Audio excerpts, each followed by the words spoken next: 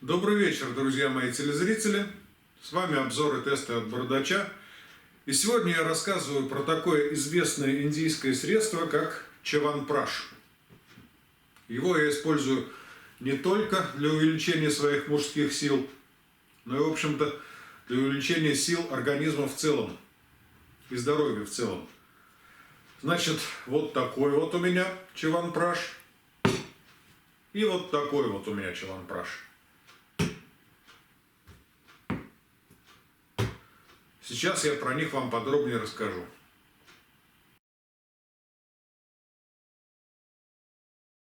Итак, что же такое этот самый чаванпраш и с чем его едят? Это древнее индийское средство, которое использовали еще 2000 лет назад. Наверное, самое популярное средство индийской медицины, которое используют во всем мире. Постепенно и к нам оно приходит. Стоит оно, к сожалению, довольно-таки дорого. Стоило бы подешевле, я уверен, что многие у нас бы принимали. Но для многих у нас это дорого. 600 рублей за одну баночку, баночки хватает на месяц. Не всем по карману. Кстати, в Индии вот такая баночка стоит не 600 рублей, а 120 рублей, если на наши деньги переводить. Вот за такие деньги я бы, наверное, купил себе целую газель. Но, к сожалению, у нас 600 рублей. Итак, что же здесь такое намешано? Это смесь различных ягод, плодов, кореньев, трав, минералов. Всего, что применяется в традиционной народной индийской медицине. Можно сказать, что весь опыт индийской народной медицины сосредоточен вот в этой вот баночке. Такие вот дела.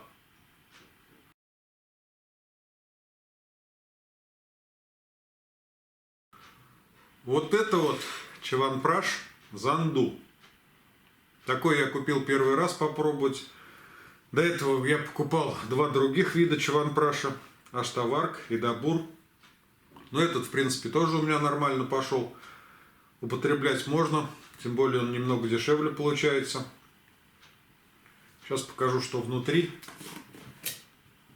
Там вот такая вот черно-коричневая масса. Вот такая вот. Немного похожа на каки, но это вроде не каки.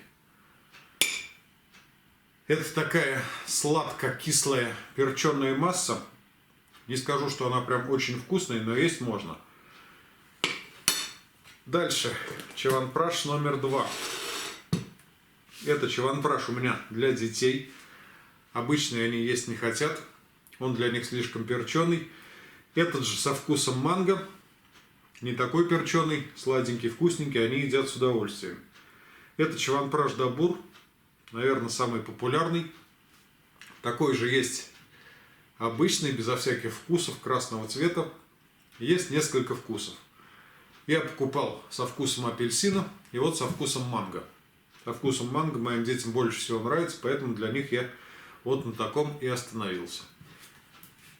Здесь точно такая же коричневая субстанция, только она немного повкуснее. И пахнет вкуснее, и по вкусу вкуснее. Вот такие два вида чаванпраша у меня. Еще я 2 раза покупал чаванпраш Аштаварк, пробовал. Он чуть подороже, но штырит от него немного получше. Его я могу рекомендовать тем, у кого нет проблем с финансами. Вот этот стоит 550 рублей. Вот этот вот стоит 600 рублей. Аштаварк стоит 750. Чуть подороже. Чуть получше от него штырит, повторюсь. И он не такой противный на вкус. Чуть-чуть получше будет на вкус, по вкусовым качествам. Так что смотрите по своим деньгам. Ссылку на магазин Аюрведы, где я это все покупаю, я под видео оставлю. Посмотрите, что сколько стоит.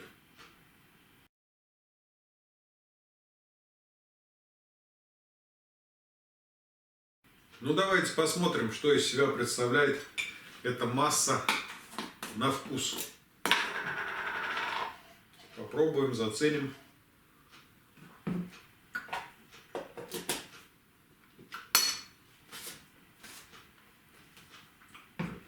Так как здесь очень много всего намешано, 50 различных компонентов, то вкус очень неоднородный. Он и кислый, и сладкий, и горький, и перченый. И все это одновременно. Но есть можно, нормально все. Как я это ем? Вот это вот я даю детям по пол чайной ложки каждый день. Они у меня вдвоем вот такую банку за месяц съедают. На себя лично мне денег жалко, поэтому я ем только если мне предстоят какие-то физические или умственные нагрузки. Утром я в такой день съедаю по чайной ложке вот этой вот хрени, и уже через пару часов чувствуется прилив энергии.